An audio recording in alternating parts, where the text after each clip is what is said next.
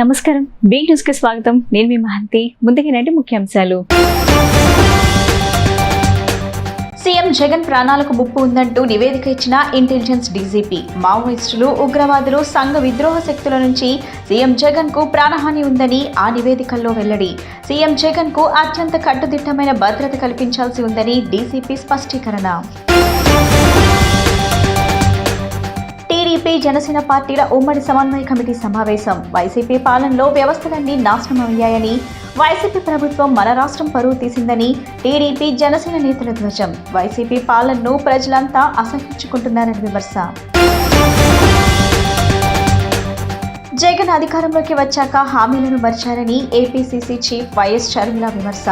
మిగతా టీచర్ పోస్టులను కూడా భర్తీ చేసేంత వరకు తమ పోరాటం ఆగదని స్పష్టీకరణ. జనసేన అధినేత పవన్ కళ్యాణ్ పై విరుచుకుపడ్డ మంత్రి అంబటి రాంబాబు. ఒక పార్టీతో పొత్తులో ఉండి మరొక పార్టీతో పొత్తు కుదుర్చుకుంటే ఎవరైనా తిడతారని వెల్లడి. పవన్ లాంటి అనైతిక రాజకీయ నేత మరొకరు ఉండరని విమర్శ. ఏపీ ముఖ్యమంత్రి వైఎస్ జగన్ ప్రాణాలకు ముప్పు ఉందంటూ ఇంటెలిజెన్స్ డీసీపీ నివేదిక ఇచ్చారు. మావోయిస్టులు, ఉగ్రవాదులు, సంఘ విద్రోహుల శక్తుల నుంచి సీఎం జగన్ కు ప్రాణహాని ఉందని ఆ నివేదికలో పేర్కొన్నారు. సీఎం జగన్ కు అత్యంత కట్టుదిట్టమైన భద్రత కల్పించాల్సి ఉందని డీసీపీ స్పష్టం చేశారు. మరికొన్ని వారాల్లో ఏపీ ఎన్నికలకు వెళ్తున్న నేపథ్యంలో ఈ నివేదిక ప్రాధాన్యత సంతరించుకుంది. ఈ క్రమంలో సీఎం జగన్ పర్యటన కోసం 2 హెలికాప్టర్లను ఏపీ ప్రభుత్వం సిద్ధం చేస్తుంది. ఒక హెలికాప్టర్ ను విజయవాడలో, మరో హెలికాప్టర్ ను విశాఖలో అందుబాటులో ఉంచనున్నారు. మెస్సర్స్ గ్లోబల్ వెక్ట్రా సంస్థ ఈ హెలికాప్టర్లను లీజుకు తీసుకున్నారు. ఇవి 2 ఇంజన్లు కలిగిన బెల్ తయారీ హెలికాప్టర్లని వెల్లడించారు. వైసీపీ పాలనలో వ్యవస్థలన్నీ నాశనమయ్యాయని, వైసీపీ ప్రభుత్వం మన రాష్ట్రం పరువు తీసిందని టీడీపీ రాష్ట్ర అధ్యక్షుడు అచ్చెన్నాయుడు, జనసేన రాజకీయ వ్యవహారాల కమిటీ చైర్మన్ నాదెండ్ల మనోహర్ ధ్వజమెత్తారు. ప్రజలు తమ అభిప్రాయాలను స్వేచ్ఛగా చెప్పుకోలేకపోతున్నారని, వైసీపీ పాలనను ప్రజలంతా అసహ్యించుకుంటున్నారని అన్నారు. టీడీపీ, జనసేన పార్టీల ఉమ్మడి సమన్వయ కమిటీ సమావేశం విజయవాడలో ముగిసింది. ఈ సమావేశంలో 2 తీర్మానాలకు ఆమోదం తెలిపింది. పొత్తును స్వాగతించిన టీడీపీ, జనసేన క్యాడర్ను అభినందిస్తూ ఒక తీర్మానం, మీడియాపై దాడులను తప్పుపడుతూ 2వ తీర్మానం చేశారు. కాగా సమన్వయ కమిటీ సమావేశం అనంతరం టీడీపీ రాష్ట్ర అధ్యక్షుడు అచ్చెన్నాయుడు, జనసేన రాజకీయ వ్యవహారాల కమిటీ చైర్మన్ నాదెండ్ల మనోహర్ మీడియాతో మాట్లాడారు. వైసీపీ పాలనలో వ్యవస్థలన్నీ నాశనమయ్యాయని, వైసీపీ ప్రభుత్వం మన రాష్ట్రం పరువు తీసిందని అచ్చెన్నాయుడు ధ్వజమెత్తారు. ప్రజలు తమ అభిప్రాయాలను స్వేచ్ఛగా చెప్పలేకపోతున్నారని, వైసీపీ పాలనను ప్రజలంతా అసహ్యించుకుంటున్నారని అన్నారు. టీడీపీ, జనసేన మధ్య గొడవలు పెట్టేందుకు జగన్ కుట్రలు పన్నుతున్నారని విమర్శించారు. ఓడిపోతామని తెలిసి రాష్ట్రంలో అలజడి సృష్టించేందుకు జగన్ యత్నిస్తున్నారని ఆరోపించారు. అందుకే వైసీపీ నేతలు మీడియాపై దాడులకు తెగబడుతున్నారని మండిపడ్డారు. తమ సభలకు వచ్చే వారిని అనేక విధాలుగా ఇబ్బంది పెడుతున్నారని ఆగ్రహం వ్యక్తం చేశారు. ఆంధ్రప్రదేశ్ కూడా ప్రజలందరూ కూడా స్వాతంత్రం వచ్చిన నుంచి అనేక ప్రభుత్వాలు, అనేక ముఖ్యమంత్రులను చూశారు. దేశ చరిత్రలో ఫస్ట్ టైం ఇంత వరస్ట్ ముఖ్యమంత్రిని, ఇంత దుర్మార్గమైనటువంటి ముఖ్యమంత్రిని ఎప్పుడు కూడా చూడలేదు.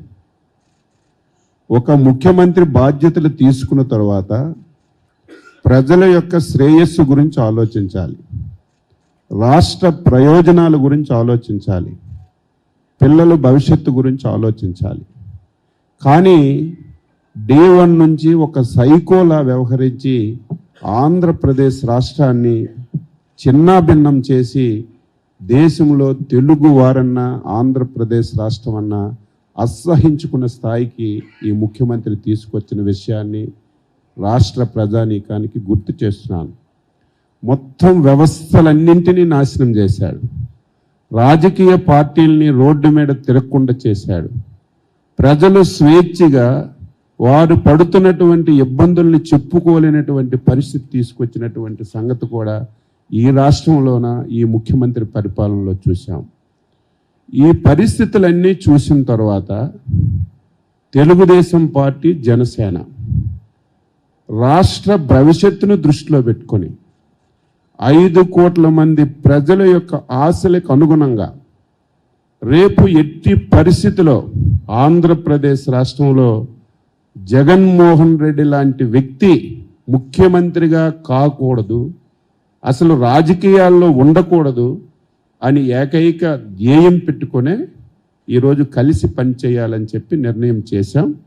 గత 2 సంవత్సరాల నుంచి ఈ రాష్ట్రంలో ఈ ప్రభుత్వం చేసినటువంటి ప్రజా వ్యతిరేక విధానాలపైన, ఈ రాష్ట్రంలో ఉన్నటువంటి హరిజన గిరిజన బడుగు బలహీన వర్గాలపైన ఈ ముఖ్యమంత్రి ప్రభుత్వం చేస్తున్నటువంటి దమన కాండపైన పోరాటం చేస్తున్నటువంటి విషయం కూడా ఈ రాష్ట్ర ప్రజానీకానికి తెలియజేస్తున్నాను. జనసేన పార్టీ, తెలుగుదేశం పార్టీ నాయకులు అనేక అంశాలపైన చర్చించాం. అచ్చెన్నాయుడు గారు మీకు పూర్తి స్థాయిలో వివరించారు. అన్నిటికన్నా ముఖ్యమైనది ఏంటంటే రాష్ట్ర ప్రయోజనాల్ని దృష్టిలో పెట్టుకుని ఎట్టి పరిస్థితుల్లో కూడా ప్రతిపక్ష ఓటు చిలనివ్వకూడదు, ఈ రాష్ట్రంలో వైఎస్ఆర్సీపీ విముక్త ఆంధ్రప్రదేశ్గా చేయాలని మా పార్టీ అధ్యక్షుడు పవన్ కళ్యాణ్ గారు తీసుకున్న నిర్ణయం మేరకు ఇరు పార్టీల నాయకులు కూర్చుని అనేక సందర్భాల్లో చర్చించి ఎక్కడ కూడా సమన్వయంలో లోపం లేకుండా, అది సీట్ల విషయంలో కానివ్వండి, క్షేత్రస్థాయిలో, నియోజకవర్గ స్థాయిలో కానీ, జిల్లా స్థాయిలో కానీ జరిగే అనేక సమావేశాల్లో కానివ్వండి, ఇరు పార్టీల నాయకులు అనేక సమావేశాల్లో కూడా ఒక మంచి భావనతోటి ఏర్పాటు చేసి రాష్ట్ర ప్రజలను దృష్టిలో పెట్టుకుని ముందుకెళ్ళింది మనందరం కూడా చూసాం. దాన్ని ఈరోజు ఈ సమావేశంలో ప్రత్యేకంగా అభినందించాం. అనేక సమావేశాల్లో కూడా పెద్దలు చంద్రబాబు నాయుడు గారు కానీ, పవన్ కళ్యాణ్ గారు కానీ ఒకే మాట చెప్తున్నారు, మా క్యాడర్కి కలిసి పని చేసుకోవాల్సిన సమయం ఆసన్నమైంది, సాక్రిఫైజెస్ త్యాగం చేయాల్సిన పరిస్థితి వస్తే మనందరం కూడా సిద్ధంగా ఉండాలి. ఎందుకంటే ఇది కేవలం మన ప్రజల క్షేమాన్ని దృష్టిలో పెట్టుకుని, మన భవిష్యత్తులో మనం చేయబోయే కార్యక్రమాలు దృష్టిలో పెట్టుకుని మనం ముందుకెళ్ళాలనే ఆలోచనతోటి ఈ సమావేశంలో వాళ్ళు చేసిన కార్యక్రమాన్ని అందరిని కూడా అభినందించడం జరిగింది. 28వ తారీఖున తలబెట్టబోయే ఈ భారీ బహిరంగ సభ ఒక అద్భుతమైన సభగా ఖచ్చితంగా రాష్ట్ర ప్రజలకి ఎన్నికలకి శంఖారావంగా చేయబోయే కార్యక్రమాలు ఏ విధంగా సిద్ధమవుతున్న దానిపైన వివరించుకుంటూ ప్రజలకి ఇంకా అంకిత భావంతో పనిచేయడానికి మరొకసారి ఒక చక్కటి సభ ఏర్పాటు చేయాలని నిర్ణయించుకున్నాం. ప్రతి ఒక్కరూ కూడా ఇది ఒక బాధ్యతగా ఇరు పార్టీల నాయకులు క్షేత్రస్థాయిలో, జిల్లా స్థాయిలో, నియోజకవర్గ స్థాయిలో, మండల స్థాయిలో, అదేదో కేవలం ఉభయ గోదావరి జిల్లాలకి సంబంధించిన సభనే కాదు, రాష్ట్ర వ్యాప్తంగా నాయకులందరినీ కూడా ఆహ్వానిస్తాం, అద్భుతమైన ఏర్పాట్లు చేస్తాం. కనీ విని ఎరుగని విధంగా ప్రతి ఒక్కరిని కూడా ఉత్తేజపరిచే విధంగా ఒక చక్కటి కార్యక్రమాన్ని ఏర్పాటు చేస్తామని ఈ సందర్భంగా తెలుపుకుంటున్నాం. అది తాడేపల్లిగూడెం దాటగానే జాతీయ రహదారిపైనే ఒక మంచి సభా వేదికని సెలెక్ట్ చేయడం జరిగింది. అక్కడ ఇరు పార్టీల నుంచి లాజిస్టిక్స్ టీమ్స్ ఆల్రెడీ క్షేత్రస్థాయిలో దిగి ఏర్పాటు చేయడానికి సిద్ధమవుతున్నాం. సుమారు 500 మంది ప్రత్యేక ఆహ్వానితులను పిలిచి వాళ్ళని డయాస్ పైన కూర్చోబెట్టి ఇరు పార్టీల నాయకులు రాబోయే రోజుల్లో మేము చేయబోయే అనేక కార్యక్రమాలని వివరించడమే కాకుండా ఒక మంచి కలయికతోటి, మంచి ఉద్దేశంతో ఈ కార్యక్రమాన్ని ముందుకు తీసుకెళ్తామని సందర్భంగా తెలుపుకుంటున్నాం. జగన్ అధికారంలోకి వచ్చాక హామీలను మర్చారని ఏపీసీసీ చీఫ్ వైఎస్ షర్మిల విమర్శించారు. మిగతా టీచర్ పోస్టులను కూడా భర్తీ చేసేంత వరకు తమ పోరాటం ఆగదని షర్మిల స్పష్టం చేశారు. ప్రజలే తగిన బుద్ధి చెబుతారని హెచ్చరించారు. నిరుద్యోగ సమస్యలు, మెగా డిఎస్సీ అంశంలో ఏపీ కాంగ్రెస్ నేతలు చలో సెక్రటేరియట్ కార్యక్రమం చేపట్టిన సంగతి తెలిసిందే. మెగా డిఎస్సీకి మద్దతుగా కదం తొక్కిన పీసీసీ చీఫ్ షర్మిలను కరకట్ట వద్ద పోలీసులు అదుపులోకి తీసుకున్నారు. కారులో ఉన్న షర్మిలను కిందకి దించగా అక్కడ ఉద్రిక్తత ఏర్పడింది. రోడ్డుపైనే బైఠాయించి ధర్నా తెలిపేందుకు షర్మిల, ఇతర కాంగ్రెస్ నేతలు ప్రయత్నించగా పోలీసులు వారిని అక్కడి నుంచి బలవంతంగా తరలించారు. కాగా పోలీసులు తనను అరెస్ట్ చేసే సమయంలో తన చేతికి స్వల్ప గాయమైందని షర్మిల వెల్లడించారు. జగన్ అధికారంలోకి వచ్చాక హామీలను మర్చారని విమర్శించారు. మిగతా టీచర్ పోస్టులను కూడా భర్తీ చేసేంత వరకు తమ పోరాటం ఆగదని షర్మిల స్పష్టం చేశారు. అమ్మ కూడా బాధపడతారు. ఈరోజు రాజశేఖర రెడ్డి బిడ్డ పోరాటం చేస్తుందంటే ఎందుకోసం చేస్తుంది? ఆంధ్ర రాష్ట్రంలో బిడ్డలకు ఉద్యోగాలు రావట్లేదని పోరాటం చేస్తే కనీసం సెక్రటేరియట్ లో రిప్రజెంటేషన్ ఇవ్వడానికి కూడా ఈరోజు హక్కు లేదు, మాట్లాడడానికి స్వేచ్ఛ లేదు, జర్నలిస్ట్ రాయాలన్నా కొట్లాడాలన్నా స్వేచ్ఛ లేదు. ఈరోజు కనీసం సెక్రటేరియట్ లో రిప్రజెంటేషన్ తీసుకోవడానికి ముఖ్యమంత్రి లేడు, హోంమంత్రులు లేరు, డిప్యూటీ చీఫ్ మినిస్టర్లు లేరు, మంత్రులు లేరు, కనీసం సీఎస్ కూడా లేరంటారు. ఇక వీళ్ళకి ఏం చేతనైంది? పరిపాలన చేతనైందా? వీళ్ళ స్పెషల్ స్టేటస్ తేవడం చేతనైందా? పోలవరం ప్రాజెక్టు పూర్తి చేయడం చేతనైందా? విశాఖ స్టీల్ ప్రైవేటైజ్ అయిపోతుంటే దాన్ని ఆపడం చేతనైతుందా? క్యాపిటల్ సిటీ కట్టడం చేతనైతుందా? కనీసం మెట్రో అన్నది తేయడం చేతనైందా? రైతులు ఆత్మహత్యలు చేసుకుంటున్నారు, అప్పుల పాలైపోతున్నారు, కనీసం పంట బీమా ఇవ్వడం కూడా చేత కాలేదు. బిడ్డలు ఆత్మహత్యలు చేసుకుంటున్నారు, ఉద్యోగాలు లేవు, నోటిఫికేషన్లు ఇవ్వడం కూడా చేత కాలేదు. రాజశేఖర రెడ్డి గారు వదిలి వెళ్లేసిన ప్రాజెక్టులు పూర్తి చేయడం కూడా చేత కాలేదు. మరి ఇదేనా రాజశేఖర రెడ్డి గారి వారసత్వం అంటే?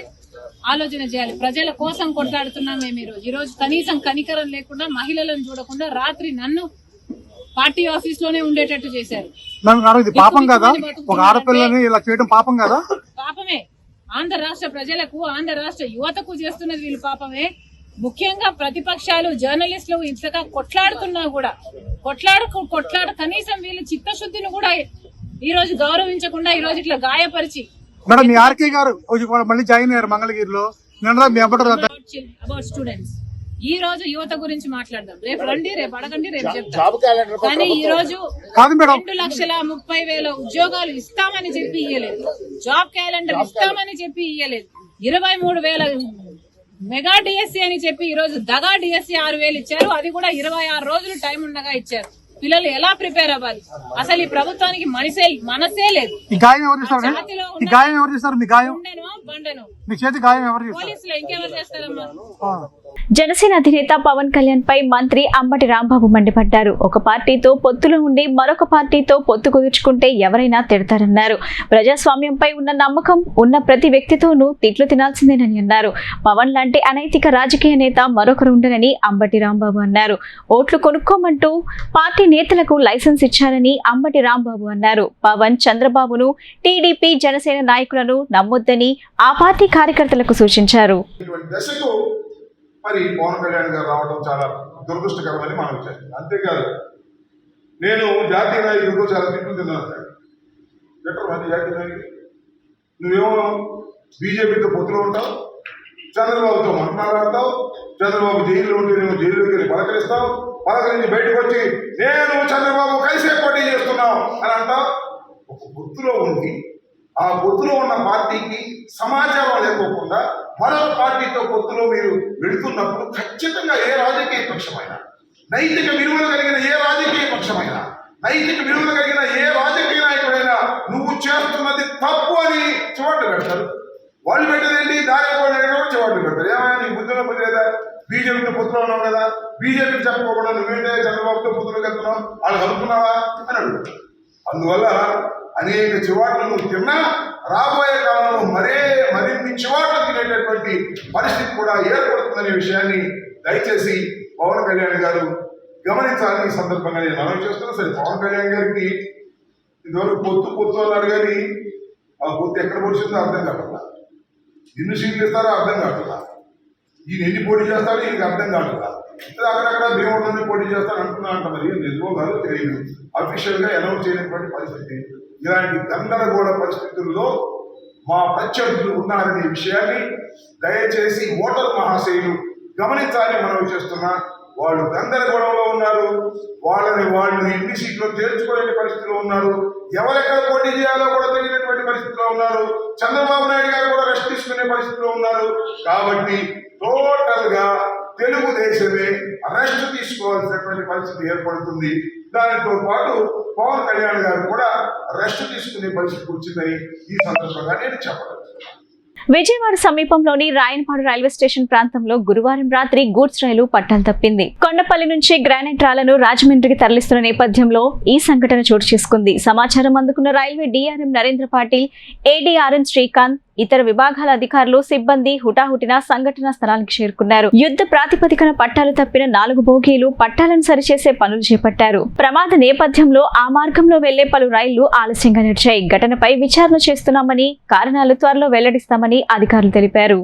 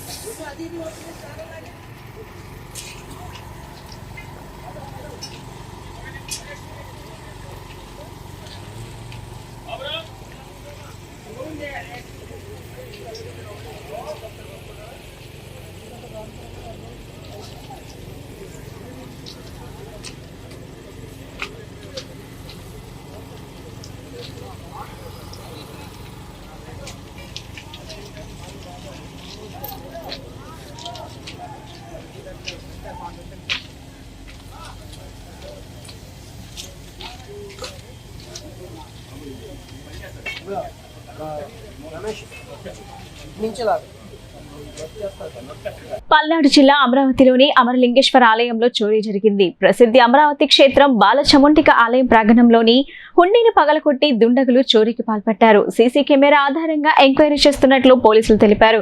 వెంటనే దర్యాప్తు ప్రారంభించామని అమరావతి సీఐ బ్రహ్మం తెలిపారు.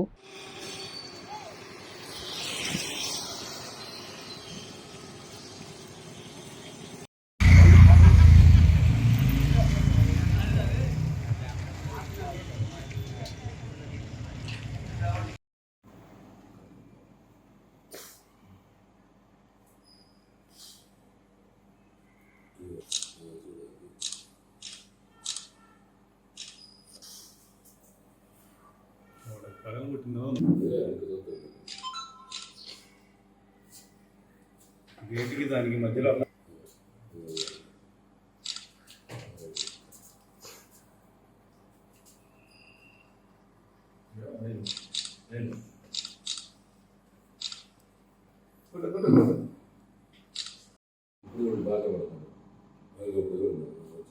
దీంట్లో బాగా వచ్చింది.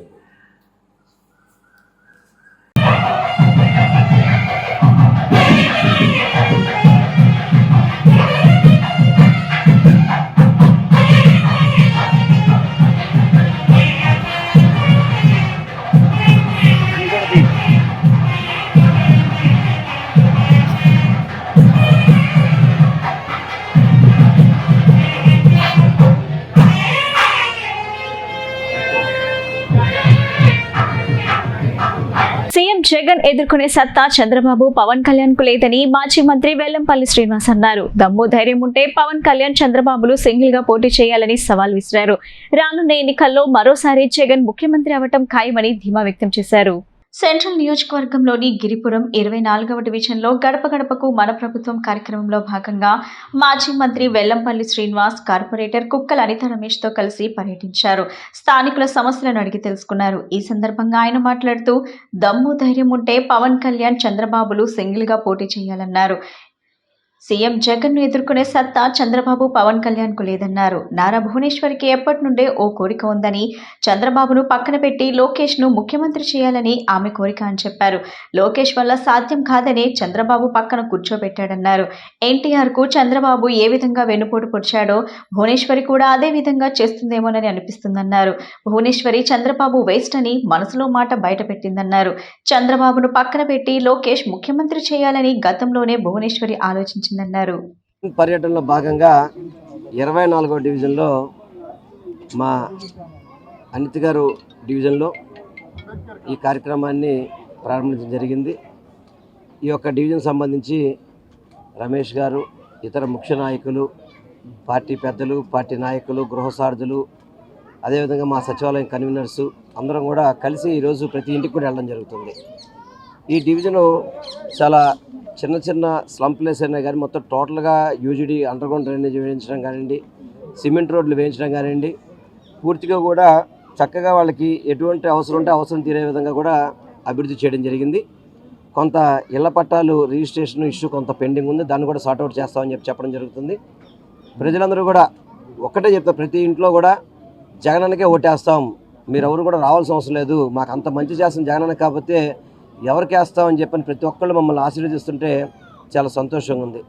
అందుకనే మేము చెప్పేది కూడా ఈ సెంట్రల్ నియోజకవర్గంలో 25,000 మెజార్టీతో గెలుస్తామని చెప్పడానికి కారణం కూడా ఏంటంటే ప్రజల నుంచి వచ్చే మద్దతు, ప్రజల నుంచి వచ్చే దీవెనలు, ప్రజల నుంచి వచ్చే ఆశీర్వాదం అని చెప్పని మీ అందరికీ కూడా తెలియపరచుకుంటున్నాను. ఎందుకంటే గౌరవ ముఖ్యమంత్రి గారు పథకాలు పార్టీలకు అతీతంగా, కులాలకు అతీతంగా, మతాలకు అతీతంగా ఈరోజు పథకాలు అందిస్తున్నారు. ప్రతి ఒక్క ఇక్కడ తెలుగుదేశం నాయకులు ఎవరైనా ఉంటే కూడా వాళ్ళు కూడా వాళ్ళ ఫ్యామిలీస్ మెంబర్స్ ఒకటే చెప్తున్నారు, మేము మాత్రం మీకు వేస్తామండి అని చెప్పని. అంటే ఆ విధమైన పరిపాలన మా జగన్మోహన్ రెడ్డి గారు చేస్తున్నారు. పార్టీలకు అతీతంగా ప్రతి ఒక్కళ్ళకి కూడా పథకాలు అందిస్తున్న ఘనత మా ముఖ్యమంత్రి గారిది, మా జగన్మోహన్ రెడ్డి గారు అని చెప్పని మీ అందరికీ కూడా నేను తెలియపరచుకుంటున్నాను. దీన్ని చూసి భయపడే చంద్రబాబు నాయుడు, పవన్ కళ్యాణ్, చంద్రబాబు ఒకసారి ఢిల్లీలో వచ్చాడు, పవన్ కళ్యాణ్ ఒకసారి ఢిల్లీ వెళ్తాడని చెప్పి అంటున్నారు. బీజేపీ కాళ్ళు పట్టుకొని ఇక్కడ ఎలక్షన్స్లో పోటీ చేయాలి. సిగ్గుసర ఉంది వీళ్ళకి ఏమన్నా? వీళ్ళకి దమ్ము ధైర్యం ఉంటే పవన్ కళ్యాణ్ సింగిల్గా పోటీ చేయొచ్చు, చంద్రబాబు ఒంటిగా పోటీ చేయొచ్చు, పోనీ వీళ్ళిద్దరూ కలిసి పోటీ చేయొచ్చు. మళ్ళీ బీజేపీ లేకపోతే మేము రాలేము, బీజేపీ లేకపోతే కాంగ్రెస్ కాకపోతే కమ్యూనిస్టు, ఇన్ని పార్టీలతో పొత్తులు పెట్టుకొని ఒక జగన్మోహన్ రెడ్డిని ఎదుర్కోవడానికి మీ వల్ల కాట్ల.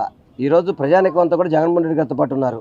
ప్రతి ఒక్కరు కూడా ఫ్యాన్ గుర్తుకోవడానికి సిద్ధంగా ఉన్నారు తప్ప వీళ్ళు ఎన్ని పొత్తులు పెట్టుకున్నా కానీ ఈ రాష్ట్రానికి ముఖ్యమంత్రి అయ్యే జగన్మోహన్ రెడ్డి గారు ఈ కాన్స్టిట్యున్సీలో గెలిచేది ఫ్యాన్ గుర్తు అని చెప్పి మీ అందరూ కూడా తెలియపరచుకుంటాను. ఆధునిక సాంకేతిక ప్రపంచంలో అందుబాటులో ఉన్న డిజిటల్ మార్కెటింగ్ అవకాశాలను సద్వినియోగం చేసుకోవడం ద్వారా రైతులు సుస్థిర ఆదాయాన్ని పొందవచ్చునని ఎన్టీఆర్ జిల్లా కలెక్టర్ ఎస్ ఢిల్లీరావు అన్నారు. రైతుల సంక్షేమం లక్ష్యంగా నాబార్డ్ వివిధ నూతన కార్యక్రమాలను నిర్వహిస్తుందని అభినందించారు. విజయవాడ మేరీస్టెల్లా ఇండోర్ స్టేడియంలో నాబార్డ్ ఏపీ ప్రాంతీయ కార్యాలయం, small farmers agri business consortium, open networks for digital commerce భాగస్వామ్యంతో తరంగం పేరుతో ఏర్పాటు చేసిన రైతు ఉత్పత్తిదారుల సంస్థల ఉత్పత్తులు ప్రదర్శన, అమ్మకం మేళాను కలెక్టర్ ప్రారంభించారు. ప్రదర్శనలో 44 స్టాల్స్ ఏర్పాటు చేయగా NABARD GM KVS Prasad, DCM CR అంబువర్తరాజన్తో కలిసి స్టాళ్లను సందర్శించి వాటిని ఏర్పాటు చేసిన రైతు గ్రూపుల సభ్యులతో మాట్లాడారు. డిజిటల్ చెల్లింపులు చేసి ఒక ఎఫ్పీఓ ఉత్పత్తులను స్వయంగా కొనుగోలు చేశారు. ఈ సందర్భంగా కలెక్టర్ ఢిల్లీరావు మాట్లాడుతూ ఈ నెల 24 వరకు జరిగే మేళాకు ప్రజలు, వివిధ ప్రభుత్వ శాఖల అధికారులు, సిబ్బంది పెద్ద ఎత్తున తరలివచ్చి చిన్న రైతులను ప్రోత్సహించాలని పిలుపునిచ్చారు. అనంతరం నాబార్డ్ జీఎం కేవీఎస్ ప్రసాద్ మాట్లాడుతూ రైతుల సంక్షేమం లక్ష్యంగా నాబార్డ్ వివిధ వినూత్న కార్యక్రమాలను నిర్వహిస్తుందని, అందులో భాగంగా ప్రత్యేకంగా రైతు ఉత్పత్తిదారుల సంస్థలతో మేళాను ఏర్పాటు చేసినట్లు తెలిపారు. కార్యక్రమంలో NABARD deputy general manager MSR Chandramurthy, NTR జిల్లా నాబార్డ్ అధికారి ఎం చౌస్క్లార్కర్, పాల్మర్మస్ అగ్ని బిజినెస్ కన్సార్టియం ప్రతినిధి Kulveer Singh, bank of Baroda DCM Chandan Sahu, Canara bank divisional manager Satyanarayana తదితరులు పాల్గొన్నారు. మరియు ఎస్ఎఫ్ఏసి మరియు ఓఎన్డీసీ ఆధ్వర్యంలో ఈరోజు మన మేరీ స్టెల్లా కాలేజ్లో మొత్తం ఇటు నార్త్ కోస్టల్ నుండి, ఇటు రాయలసీమ నుండి, ఇటు సెంట్రల్ ఆంధ్ర నుండి, ఎంటైర్ ఆంధ్రప్రదేశ్ నుండి సుమారుగా ఒక 40 ఫార్మర్ ప్రొడ్యూస్ ఆర్గనైజేషన్స్ అనేటువంటివి వాళ్ళ ఉత్పత్తులతో, వాళ్ళ ప్రొడ్యూస్తో ఇక్కడికి రావడం, వాళ్ళు ప్రజెంట్ చేయడం. సో అది కూడా మెజారిటీ ఆర్గానిక్ మోడ్లో ఉన్నాయి. అది కూడా స్మాల్ ఫార్మర్స్ చేసుకునేటువంటి చిన్న ప్రోడక్ట్స్.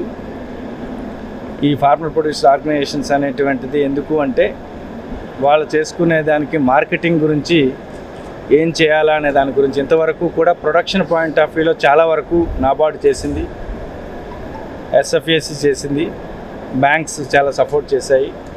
అయితే ప్రొడక్షన్ ఒక్కటే అయితే కాదు, ప్రొడక్షన్తో పాటు మార్కెటింగ్ కూడా చేయాలి. ఆ మార్కెటింగ్ చేసినప్పుడే ఎండ్ టు ఎండ్ ఇన్పుట్స్ ఇస్తే అయిపోదు, ప్రొడ్యూస్ చేస్తే అయిపోదు, దాన్ని మార్కెటింగ్ చేసి చివరిగా రావాల్సినటువంటి డబ్బులు రావాలి. కాబట్టి అది రెమ్యునరేటివ్గా ఉండాలి. కాబట్టి దానికంటూ ఒక ప్లాట్ఫామ్ కావాలి.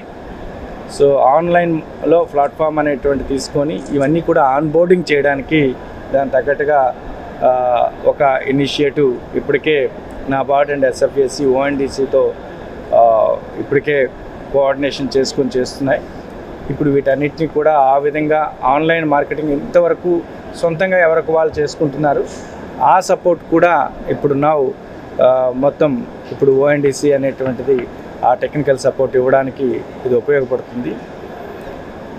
ఇది ఒక మంచి ఇనిషియేటివ్. ఇప్పటికే సెంట్రల్ గవర్నమెంట్లో కోఆపరేషన్ డిపార్ట్మెంట్ ఎప్పుడైతే వచ్చాక చాలా ఇనిషియేటివ్స్ అనేటువంటివి వచ్చాయి. అగ్రికల్చర్ డిపార్ట్మెంట్తో పాటుగా ఈ రెండింటితో పాటుగా ఇటు ఇండస్ట్రీస్ అండ్ కామర్స్ డిపార్ట్మెంట్ ఆ డిపార్ట్మెంట్ ఆ మినిస్ట్రీ కూడా ముగ్గురు కలవడం వల్ల ఇది ఒక మంచి ప్రాజెక్ట్ అనేటువంటిది అవుతుంది. అందరికీ కూడా మంచి రెమ్యునరేటివ్ ప్రైస్ అనేటువంటి వస్తుంది. ఇంత చక్కటి ఈ ప్రోగ్రాం కోఆర్డినేట్ చేసినటువంటి మన నాబార్డు ఈరోజు ఇక్కడికి మూర్తి గారు, ప్రసాద్ గారు, అదేవిధంగా అంబురాజన్ గారు, మా మిలింద్ గారు, దెన్ ఇతర కెనరా బ్యాంక్ నుండి అనేటువంటిది, దెన్ సాహు గారు అందరూ కూడా ఇక్కడ వచ్చారు. సో వారికి ప్రత్యేకమైనటువంటి అభినందనలు తెలియజేసుకుంటూ అందరు FPOs అందరికీ కూడా పేరు పేరున ధన్యవాదాలు తెలుపుకుంటున్నాను. వైకాపా ప్రభుత్వం అధికారం చేపట్టిన నాటి నుంచి రాష్ట్రంలో బీసీలకు తీవ్రమైన అన్యాయం జరిగిందని తెదేపా బీసీ ఫెడరేషన్ రాష్ట్ర ప్రధాన కార్యదర్శి వీరంకి గురుమూర్తి, ఎన్టీఆర్ జిల్లా అధ్యక్షుడు నెట్టం రఘురాం ఆవేదన వ్యక్తం చేశారు. ఆ విషయాన్ని ఆయా వర్గాలకు వివరించాల్సిన అవసరం ఉందని అన్నారు. ఈ నెలాఖరున నిర్వహించే జిల్లా స్థాయి జైహో బీసీ కార్యక్రమాన్ని విజయవంతం చేయాలని సూచించారు. ఆటోనగర్లోని జిల్లా కార్యాలయంలో ఎన్టీఆర్ జిల్లా బీసీ సెల్ విస్తృత స్థాయి సమావేశం నిర్వహించారు. ఈ సందర్భంగా వారు మాట్లాడుతూ జిల్లాల్లోని 7 నియోజకవర్గాల్లో బీసీ సాధికారిక సంఘాల అధ్యక్షులు, ప్రధాన కార్యదర్శులు సమావేశాలు నిర్వహించాలని సూచించారు. ఎన్నికలు సమీపిస్తున్న తరుణంలో ప్రతి గ్రామంలో ఇంటింటికి వెళ్లి బీసీలకు జరిగిన అన్యాయాన్ని వివరించాలని చెప్పారు. ఈ నెలాఖరున నిర్వహించే జిల్లా స్థాయి జైహో బీసీ కార్యక్రమాన్ని విజయవంతం చేయాలని సూచించారు. ఈ సమావేశంలో నాయకులు మరక శ్రీనివాస్, ఉయ్యూరు నరసింహారావు, గంజం రాగేంద్రరావు, మైలైల ఈశ్వర్రావు, నూకాలమ్మ, శ్రీరామ్, బొల్లా వెంకటేశ్వరరావు, గౌడ్ తదితరులు పాల్గొన్నారు.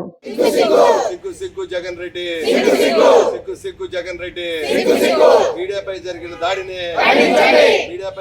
దాడిని సిగ్గు జగన్ రెడ్డి, సిగ్గు జగన్ రెడ్డి, సిగ్గు జగన్ రెడ్డి, డౌన్ డౌన్ చేతగాని ముఖ్యమంత్రి జగన్ రెడ్డి, డౌన్ డౌన్ చేతగాని ముఖ్యమంత్రి జగన్ రెడ్డి, డౌన్ డౌన్ చేతగాని ముఖ్యమంత్రి జగన్ రెడ్డి.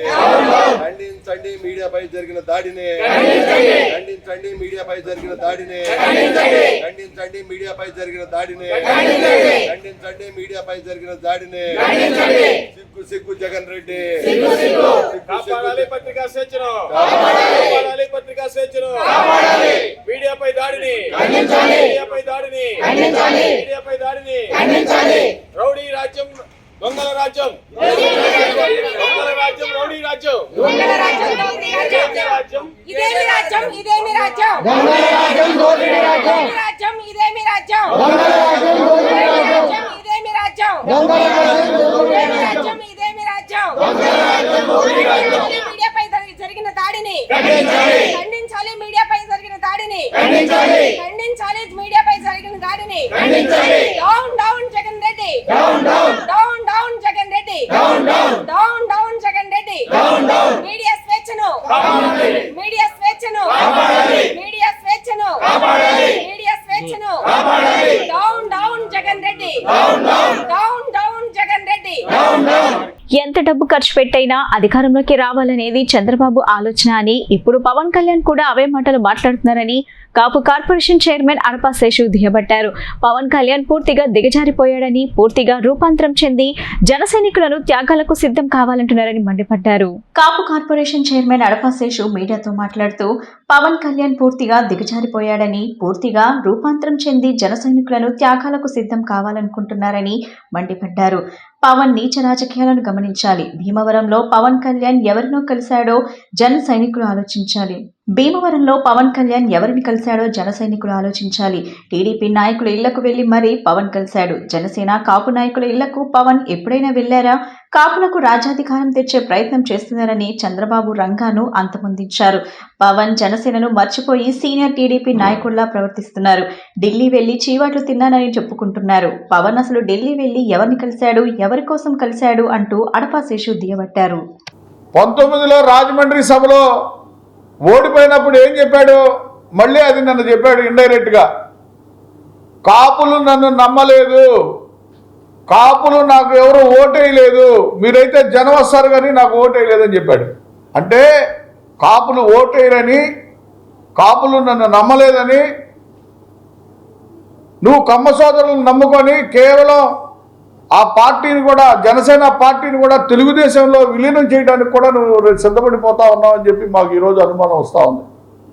మేము మొదటి నుంచి చెప్తానే ఉన్నాం, 2014లో ఈ పార్టీ పెట్టించిందే చంద్రబాబు నాయుడు అని. దీనికి చాలామంది జన సైనికులు బాధపడ్డారు, చాలామంది కాపు నాయకులు, చాలామంది మమ్మల్ని కూడా హేళన చేశారు. మరి ఈరోజు ఏం జరుగుతుందో చూడండి.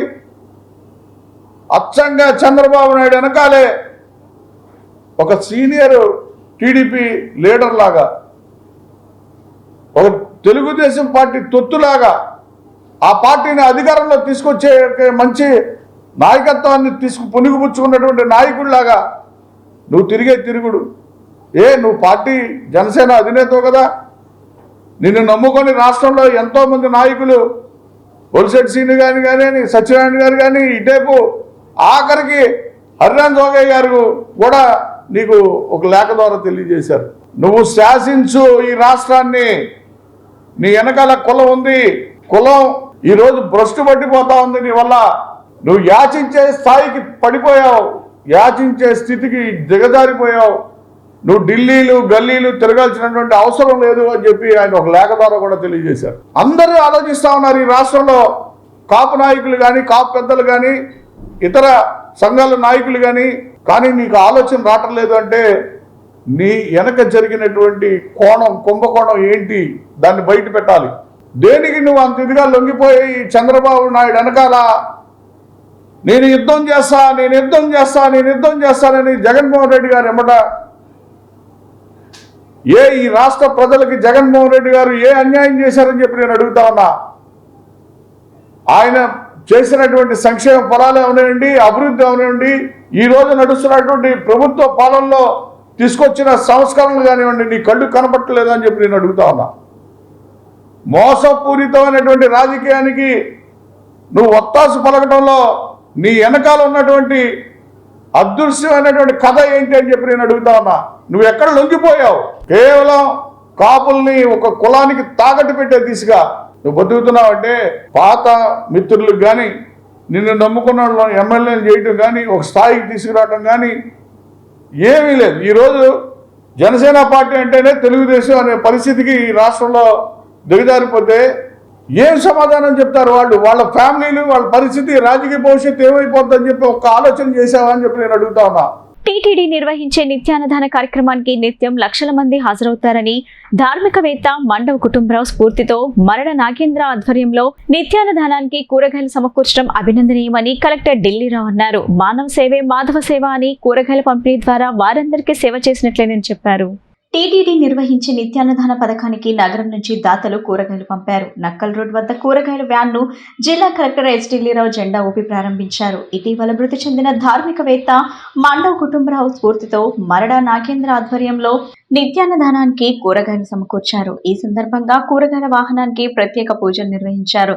ఈ సందర్భంగా కలెక్టర్ ఢిల్లీరావు మాట్లాడుతూ దాతల ధార్మిక సేవ అభినందనీయమన్నారు. టీటీడీ నిర్వహించే నిత్యాన్నదాన కార్యక్రమానికి నిత్యం లక్షల మంది హాజరవుతున్నారు. కూరగాయల పంపిణీ ద్వారా వారందరికీ సేవ చేసినట్లేనన్నారు. మానవ సేవే మాధవ సేవ అని పేర్కొన్నారు. ఇటువంటి సేవలు అందించేందుకు ఆర్థిక శక్తితో పాటు భగవంతుని అనుగ్రహం కూడా ఎంతో ముఖ్యమన్నారు. ఇటువంటి సేవలకు పునాది వేసిన దివంగత మండవ కుటుంబరావు బాటలో కార్యక్రమాలు నిర్వహిస్తున్న నాగేంద్ర బృందం భవిష్యత్తులో మరిన్ని కార్యక్రమాలు నిర్వహించాలన్నారు. దాతలను కాపు కార్పొరేషన్ చైర్మన్ అడపా శేషు ప్రత్యేకంగా అభినందించారు. కార్యక్రమంలో డాక్టర్ బుర్రా అను, పూజిత, ధూళిపాల సాయి ప్రశాంత్, సత్యప్రణతి, ప్రణవ్, ఆకుల వెంకటేశ్వరరావు, భాగ్యలక్ష్మి, చందన, తరుణ్, చాగన్లాల్, ముత్యాల రిషాన్, అక్షయ్ ఫార్మసీ అధినేత వివేక్, బాలాజీ ఫాస్ట్ ఫుడ్ నిర్వాహకులు కొప్పుల వెంకటేశ్వరరావు, సిహెచ్ వెంకటరత్నం, శారద, డాక్టర్ కర్నాటి జనార్దన్ చౌదరి పాల్గొన్నారు. కార్యంలో నేను కూడా బాగా పంచుకున్నందుకు మరి మండ కుటుంబ సభ్యులకి, అట్లాగే మన అక్షయ ఫార్మసీ, బాలాజీ రెస్టారెంట్ వారికి, వీళ్ళందరికీ కూడా పేరు పేరున ధన్యవాదాలు తెలియజేస్తా ఉన్నా. 2004 నుంచి వీళ్ళు నిరంతరము ప్రతి సంవత్సరానికి ఒక 20 లోడ్లు చొప్పున తిరుపతి దేవస్థానానికి మరి కూరగాయల పంపిణీ కార్యక్రమం నిర్వహిస్తున్నటువంటి నిర్వాహకులందరికీ కూడా పేరు పేరున ధన్యవాదాలు తెలియజేస్తా ఉన్నా. మరి ఇటువంటి దైవ కార్యాలు చేయబట్టే ఈ నగరం ఇంత సుభిక్షంగా ఉండటానికి గల కారణం. ఎందుకంటే దైవం లేనిదే మనందరం ఎవరూ లేవు. అటువంటి కార్యక్రమంలో భాగస్థులైనటువంటి ప్రతి ఒక్కళ్ళకు కూడా పేరు పేరున ధన్యవాదాలు తెలియజేస్తా ఉన్నాను. మనవాడ వెంకటరమణ గోవింద తిరుమల తిరుపతి దేవస్థానం అన్నదాన కార్యక్రమానికి 2007 నుంచి మన నగరవాసి మండవ కుటుంబరావు గారు కీర్తిశేషులు 2007లో ఒక పేపర్లో చదివి ఆయన తిరుమల దేవస్థానం అన్నదానానికి కూరగాయలు 300 కిలోలు 200 కిలోలు పంపించడం అని చెప్పి ఆయన విజయవాడ నుంచి తిరుమల వెళ్ళి అక్కడ ఏయో గారు జేయో గారితో మాట్లాడి నెలకి 10 టన్నులు సరిపడా కూరగాయలు మేము పంపిస్తామని చెప్పి, అలాగే అక్కడ జేయో గారితో సంప్రదించి ఫస్ట్ కుటుంబరావు గారు తన సొంత ఖర్చులతో విజయవాడ నుంచి బండి కూడా వెహికల్ కూడా విజయవాడలోనే పెట్టి ఆయన కూరగాయలు పంపించడం జరిగింది. అలాగే రాను 2012లో బాబురాజు గారు కనుమూరు బాబురాజు గారు చైర్మన్ గారు ఉన్నప్పుడు ఆయనతో మాట్లాడి బాబురాజు గారు ఇలా మేము పంపిస్తున్నాం కూరగాయలు, సోమవారికి ఇంకా ఎక్కువ కూరగాయలు పంపిస్తాం, సోమవారం అన్నదానంలో అసలు నిత్యాన్నదానంలో కూరగాయలు కొనకన్నా చేయాలన్నా మా తపన అని చెప్పి ఆయన మాట్లాడి ఆ రోజు.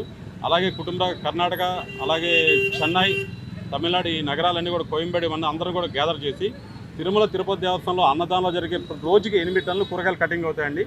2006 నుంచి ఈ రోజుకి కూడా తిరుమలలో కూరగాయలు కొనవంటే లేదండి. టెండర్ అనేది లేఖన చేశారు కుటుంబరావు గారు. అలాగే మన విజయవాడ నగరం నుంచి ఇవాళకి 450 బల్లులు పంపించడం జరిగిందండి. ఇవాళ నక్కల్ రోడ్లో అక్షయ ఫార్మసీ నుంచి, బాలాజీ గారి నుంచి, అలాగే వెంకటరత్న గారు, అలాగే శాషగిరి గారు, అలాగే బొర్రా ప్రసాద్ గారు, వాళ్ళ బంధువులు అందరూ కూడా మేమందరం కలిపి 150,000 విలువ చేసే కూరగాయలు పంపించడం జరుగుతుందండి. అలాగే మున్ముందు కూడా ఇలాగే సోమవారికి సేవ చేసుకొని కోరుకుంటున్నామండి.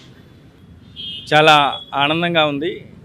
తిరుమల తిరుపతి దేవస్థానంలో అన్నదానానికి మన విజయవాడ నుండి కూరగాయలు అనేది పంపించడం, ఇలా ప్రతి సంవత్సరం కూడా ఒక 20 నుండి 25 లారీల లోడ్ అనేటువంటిది పంపించడం.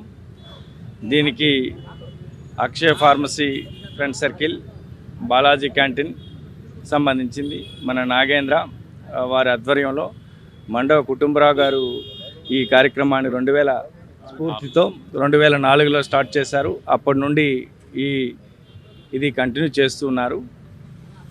ఈ సంవత్సరం ఇప్పుడు నా చేతుల మీదుగా ఇక్కడ ఈ ప్రారంభం చేసుకోవడం అనేది చాలా ఆనందంగా ఉంది. దీనికి మన నాగేంద్ర గారు మరియు వివేక్ గారు అండ్ ప్రసాద్ గారు, మిగిలినటువంటి శాషగిరి గారు, వీళ్ళందరూ కూడా అనేటువంటిది కలిసి ఈ కార్యక్రమాన్ని అనేటువంటిది దిగ్విజయంగా ఈరోజు పంపించడానికి అనేటువంటి అన్ని ఏర్పాట్లు అనేటువంటి చేసుకున్నారు. వారికి భగవంతుడు ఆశీస్సులు ఉండాలని చెప్పేసి, ఇంకా వాళ్ళ ఏవైతే యాక్టివిటీస్ చేస్తున్నారో దాంట్లో ఇంకా మంచి అభివృద్ధి అనేటువంటిది రావాలని చెప్పేసి, ఇటువంటి కార్యక్రమాలు అనేటువంటివి నిజంగా సొసైటీలో మరికొంతమందికి ఇది ఒక ఆదర్శంగా అనేటువంటిది ఉంటుంది. సో ఇలాంటి కార్యక్రమాలు చేయడం, సో వారికి ఆ భగవంతుడు ఆశీస్సులు ఉండాలని చెప్పేసి జిల్లా యంత్రాంగం తరపున వీరందరికీ కూడా ప్రత్యేకమైనటువంటి అభినందనలు తెలియజేసుకుంటున్నాను. వార్తలు ముగించే ముందు ముఖ్యాంశాలు మరోసారి. సీఎం జగన్ ప్రాణాలకు ముప్పు ఉందంటూ నివేదిక ఇచ్చిన ఇంటెలిజెన్స్ డీజీపీ. మావోయిస్టులు, ఉగ్రవాదులు, సంఘ విద్రోహ శక్తుల నుంచి సీఎం జగన్ కు ప్రాణహాని ఉందని ఆ నివేదికల్లో వెల్లడి.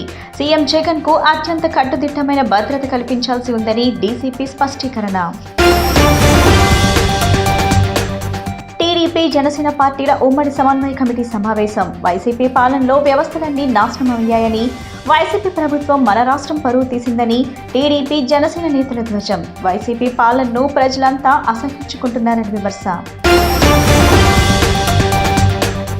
జగన్ అధికారంలోకి వచ్చాక హామీలను మర్చారని ఏపీసీసీ చీఫ్ వైఎస్ షర్మిల విమర్శ.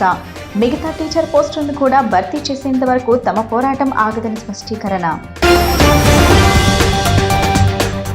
జనసేన అధినేత పవన్ కళ్యాణ్ పై విరుచుకుపడ్డ మంత్రి అంబటి రాంబాబు. ఒక పార్టీతో పొత్తులో ఉండి మరొక పార్టీతో పొత్తు కుదుర్చుకుంటే ఎవరైనా తిడతారని వెల్లడి.